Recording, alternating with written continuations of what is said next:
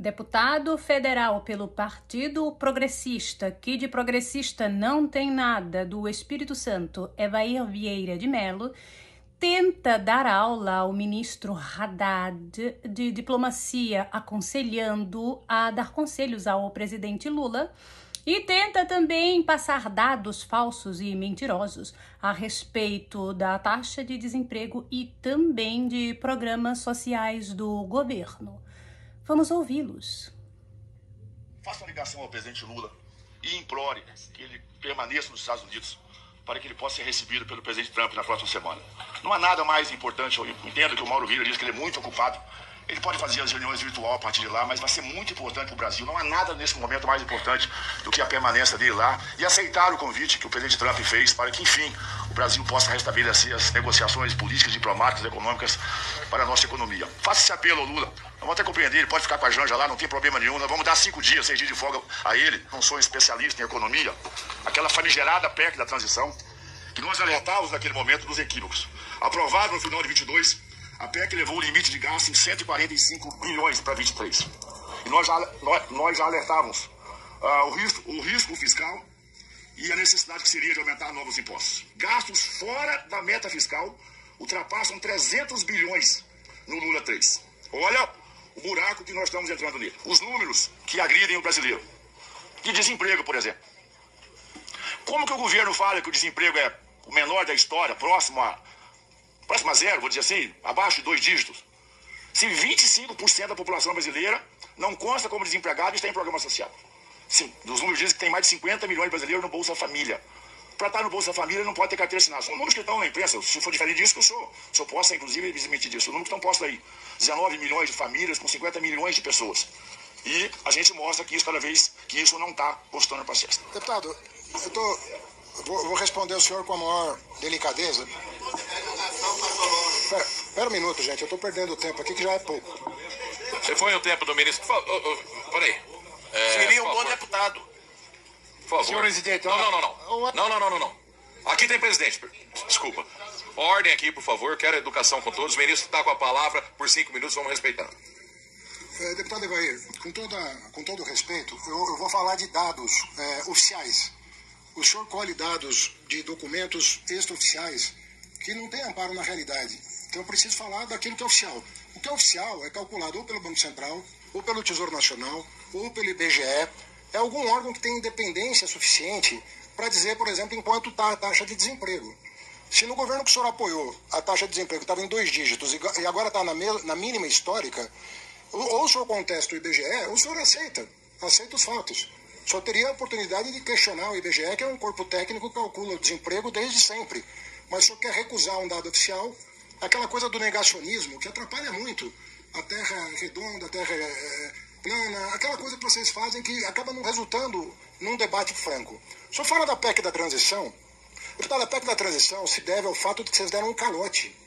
Vocês deram um calote nos governadores ao se apropriar do ICMS de combustíveis. Nós tivemos que pagar, em março do primeiro ano de governo, 27 bilhões de reais de indenização para os governadores, que vocês surrupiaram durante a eleição para baixar artificialmente o preço da gasolina durante o processo eleitoral, tentando levar o eleitorado a erro. Felizmente, o brasileiro está atento e recusou, o que também pode ser visto como uma espécie de golpe prévio, que é tentar enganar o eleitor durante o processo eleitoral.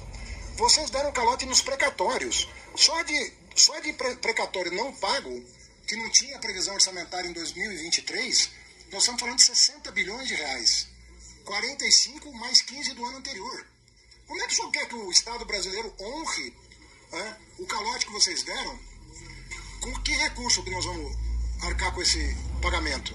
Vocês aprovaram, aliás, em boa hora, aprovaram uma extensão do Fundeb, aumentando em 2,3 vezes o aporte para o Fundeb, com o apoio do PT, inclusive. Só que vocês esqueceram de prever, deputado, fonte de financiamento. O senhor sabe quanto que nós vamos ter que pagar o ano que vem de um Fundeb que vocês contrataram sem fonte de financiamento? 40 bilhões de reais. E faremos isso com muito orgulho de ter conseguido repor o piso da educação e o piso da saúde. Vocês sabem quanto vocês tiraram da saúde? Pela regra fiscal que vocês acompanharam, 80 bilhões de reais. O orçamento da saúde esse ano é 80 bilhões de reais superior ao de 2022. Sabe por quê? Vocês deram um calote na saúde, deram um calote na educação, deram um calote nos precatórios, deram um calote nos governadores. Deputado, isso são dados oficiais. Ninguém está inventando uma emenda constitucional.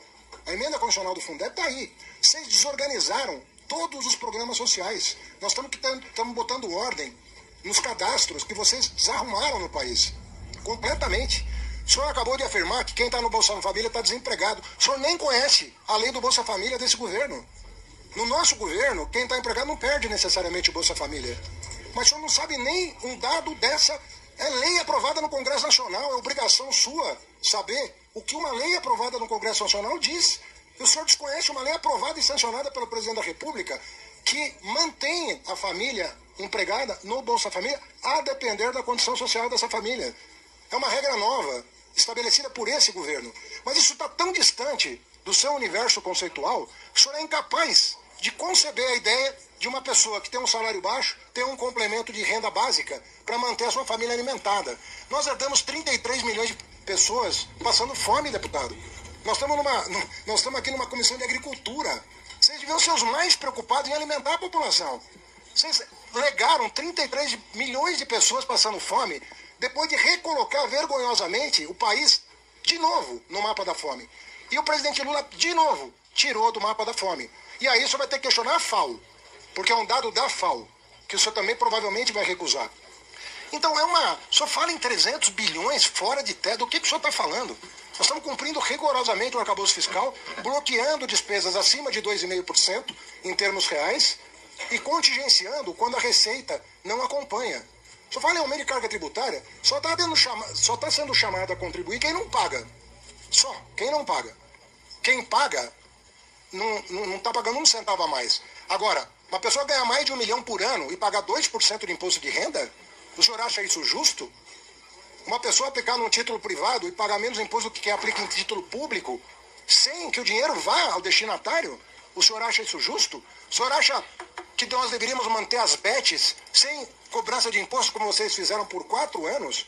As BETs acabando com a vida das famílias e remetendo todo o dinheiro para fora do Brasil, sem pagar nenhum imposto que uma farmácia, uma padaria, uma loja de periferia paga? Vocês concederam às BETs o maior incentivo fiscal da história do Brasil, 4 anos sem pagar imposto. Ou seja, nós temos que tomar cuidado com as palavras para ser justo com a realidade.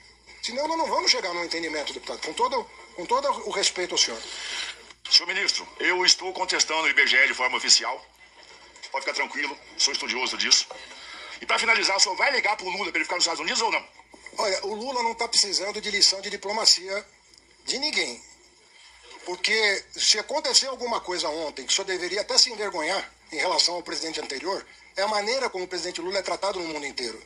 Por todos os chefes de Estado. Só tem hoje um presidente que fala com quem ele quiser, a hora que ele quiser. Seja o presidente da China, da Rússia, da França, primeiros ministros, com quem ele quiser. Eu não vi o seu presidente cumprimentar um chefe de Estado, a não ser de forma vergonhosa para falar I love you para o presidente dos Estados Unidos. O Lula não vai se dispor a esse tipo de humilhação, deputado. O Lula anda de cabeça erguida. Ele sabe da origem humilde que ele tem, ele não nega a origem humilde que ele tem, mas ele sabe se fazer respeitar, como ele está fazendo agora, fazendo o Brasil ser respeitado. Por isso que 500 mil pessoas foram para a rua no domingo, pedindo respeito à nossa soberania, à nossa democracia. Então, sinceramente, queria dar lição de diplomacia para o presidente Lula, vindo de alguém que passou a vergonha que foi 4 anos do governo anterior. Nós precisamos ter um pouquinho mais de calma nessa hora. Muito obrigado. Sim, falou perfeitamente mais uma vez o ministro Fernando Haddad, rebatendo mais um vagabundo de extrema porcaria que não está no Congresso para representar o povo, mas está ali para fazer cortes na internet para o seu eleitorado e também para engajar nas redes sociais, visando já as próximas eleições, inclusive. diz que não confia em dados e diz que não se baseia em dados, como muitos expoentes da extrema porcaria que até defendem que a Terra tem outro formato, que seria plana. Dentre outros negacionismos absurdos. Deputado Evair do Espírito Santo é apenas mais um vagabundo pago com o nosso dinheiro para ocupar uma cadeira. Inútil. Gostou do vídeo? Curta, comente e se inscreva no canal.